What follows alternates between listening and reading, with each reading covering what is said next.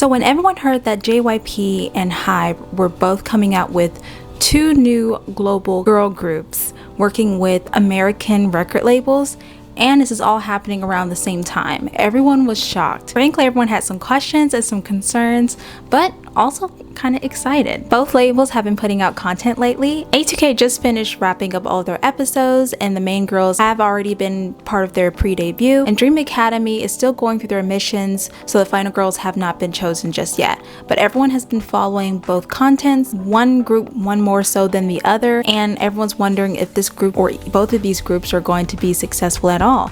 Let's compare and see if these groups are going to be successful after they both debut. Let's take a look. Now, when it comes to the contestants, JYP decided to hold auditions in America, accepting girls from both America and Canada. And these girls are very nice, friendly. He made sure to choose ones that very much have that girl next door kind of vibe. And a lot of them have some talent, some potential, but obviously are very untrained. And he likes that because he wants to be able to train them himself and mold them to be the girl group that he wants to debut.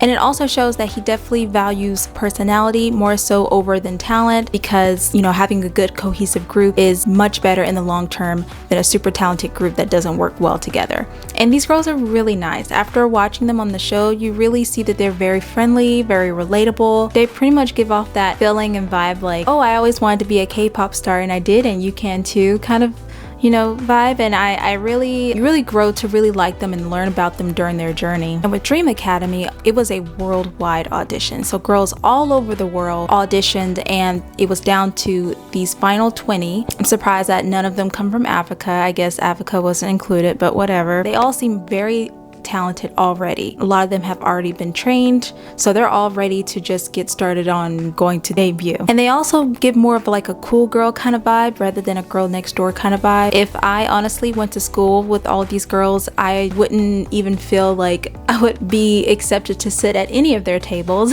They all seem I'm sure they're very, very nice and sweet. It's just that they don't have that as much like that relatability kind vibe like the other girls in the other group, probably because they're much younger, so that's probably a different thing as well. But these girls do seem very talented. The groups seem to be, you know, really hardworking, really good at performing. And for this competition, they definitely seem to value the talent more so over the personality. They want people to see just the performing and little clips here and there of the girls, but really just holding off on that and just mostly, you know, voting based off of the performances that they do. But a lot of people don't like that because the girls can come off as a bit, you know, unapproachable or unrelatable, especially if you're only seeing their performances and that's it. So yeah, they don't have as much as that relatability feeling as the other girls. But nowadays, a couple of days ago, I posted on YouTube some longer vlogs, like 13-minute long vlogs of the girls behind the scenes. We're getting ready for the mission, which is really nice. You get to see a little bit more of their personality,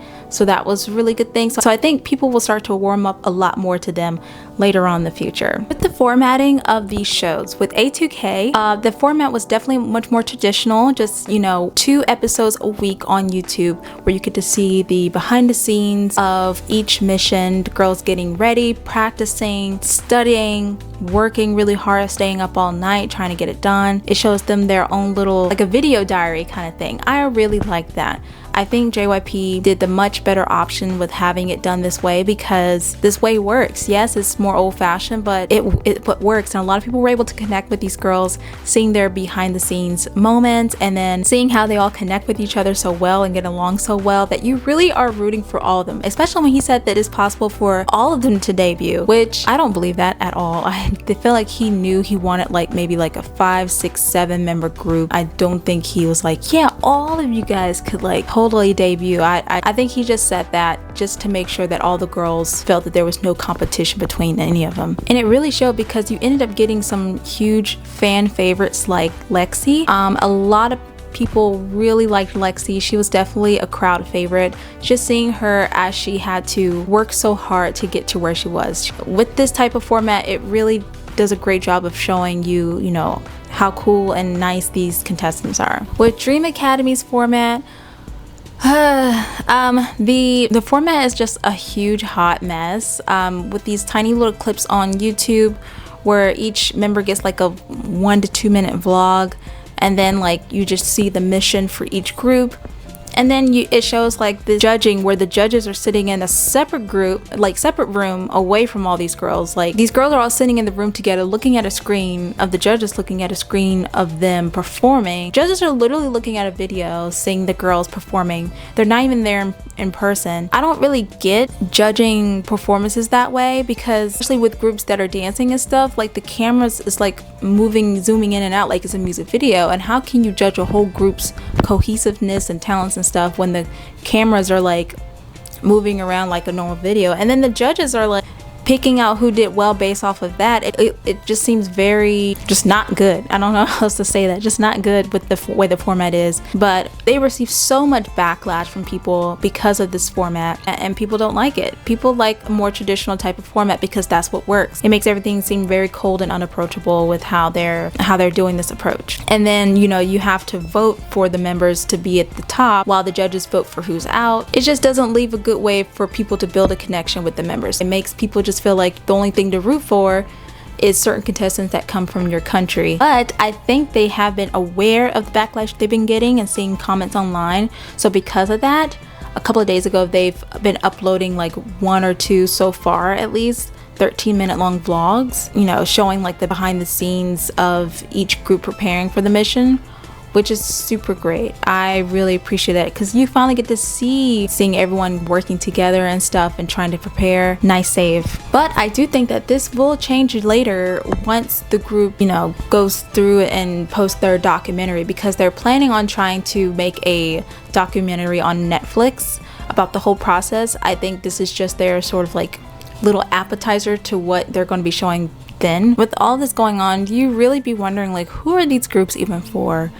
With A2K, I feel like their style is going to be a bit more influenced by K-pop. I feel like this group is only going to appeal to K-pop fans, maybe younger tween or kid K-pop fans, because the songs that they have released so far sounds, you know, very kiddie, very Disney Channel vibe, very kids bop. JYP is not known for making good English songs, unfortunately, and non-K-pop fans will not like that, obviously, unless they're children.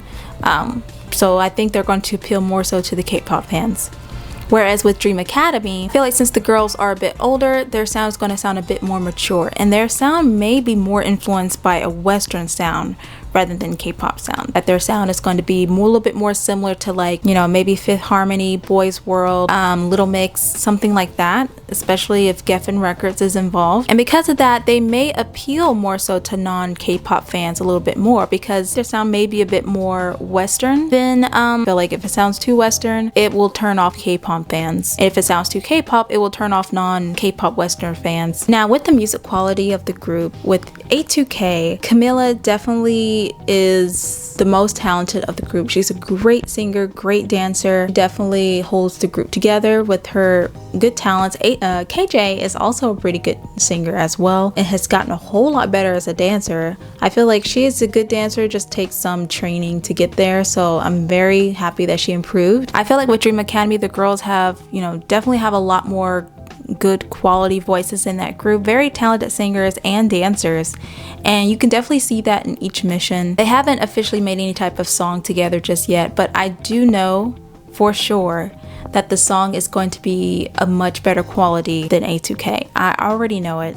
This is Hybe we're talking about. I mean, they have never made a song that was just like, you know, JYP has made a lot of songs, but Hybe has never made a song that's like that. But they could also, you know, still might not do that well, no matter how good their music is. If there's no hype, then there's no point. It all depends on if, you know, if they gain more popularity with that Netflix documentary. They end up getting a song that Geffen Records just makes for them, and their sound totally sounds very not K-pop at all. A lot of K-pop fans don't like stuff that sounds too Western, so it could also hurt them than help them if they go too far that side. Now, what do I think may happen with both of these groups in the future? Well, based on what we've seen so far, with A2K, they're obviously going to have a bit more of a stronger K-pop vibe than Dream Academy. I can tell they may or may not be successful, because if they have a sound using English songs that JYP create,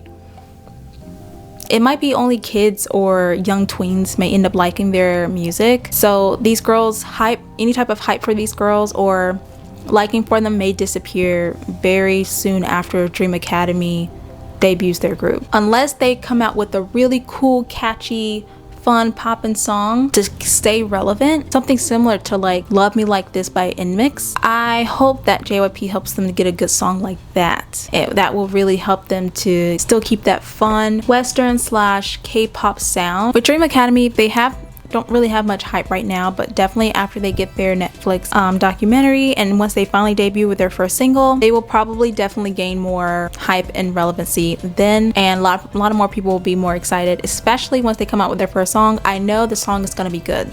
I don't even have any doubts about their song compared to A2K's. The only problem is if the song is a bit too Western sounding, they will lose their K-pop fans. So I'm hoping that if they stick with the K-pop still type of style to some degree with this group and their sound, something on the same level as LE SSERAFIM and NewJeans, then this group can still be very successful as well. I'm just very excited to see what happens, so we'll just have to wait and see. So how do I know if these groups will be amazing and successful in the future? Is if they stick to a K-pop style, keep at least one Korean member in the group. Why? I don't know. People like to have Koreans in the group and they'll be more likely to support it if a Korean is in there. Do some collaborations with other K-pop artists, and also make sure to still promote on music shows in Korea as well as promoting in the West. So yeah, other than that, what do you guys think about it? Do you think the groups will be successful? Do you think they may fail? Leave a comment below and let me know, and I'll see you in the next video.